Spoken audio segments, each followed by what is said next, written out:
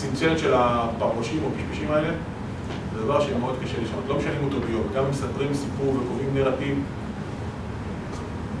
תייצרו תהליך.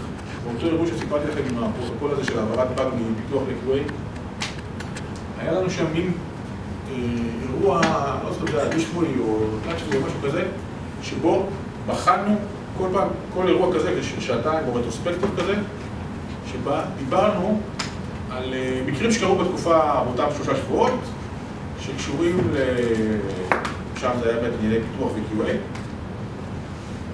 וזה היה פורום של מנהלים, וישבנו והם הביאו כל מיני קייסים שקרו, ודנו בקייסים האלה רק מתוך נקודת מבט של נורמות. מישהו הביא... כן, אני מסיים. מישהו הביא טסט קייס ואומר, אוקיי, איזה נורמות ראינו שקורות? איזה נורמות היינו רוצים שיקרו? ועם זה תלכו הביתה לצוותים שלכם, ותגידו להם, תקשיבו, זה לא אכפת לי ישר אם הנוהל הזה נשמע או לא נשמע, אם מתקשר אליו אחרי 2 או 3. האם באופן התנהגות שלו הוא ייצג נורמה חיובית שאנחנו מודדים, או נורמה שלילית שאנחנו לא מודדים? נקודה שלישית היא measurement. למדוד את האנשים לפי ההתנהגות הנורמטיבית שלהם. אנחנו רגילים למדוד אותם לפי הישגים, לפי מטרות, לפי פרויקטים. אנחנו לא רגילים לדבר איתם על זה.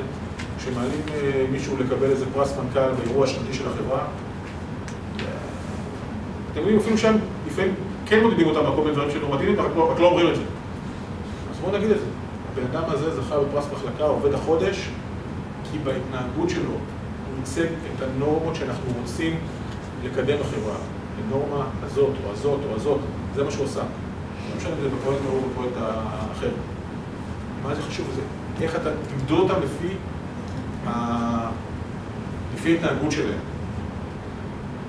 עם הנורמות שמייצגים, או ללמוד את מה שהחלטתם, או לא בעלים עליהם.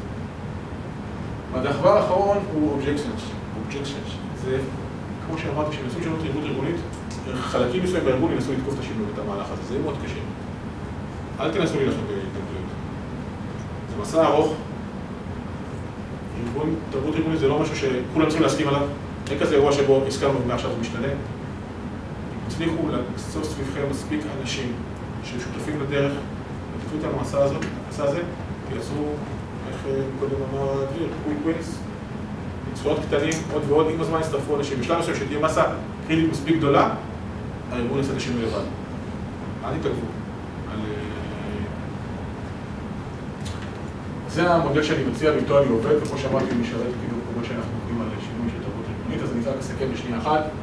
דיברנו היום על הארגון האג'ילי והגדרנו מה זה הארגון, ועל זה שהקשר בין אג'ייל וארגון אג'ילי הוא קשר רופף ולא בהכרח מחייב.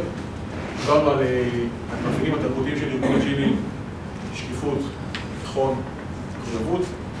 דיברנו על הדרך לשנות או להשפיע על תרבות ארגונית בחברה או בארגון דרך השפה.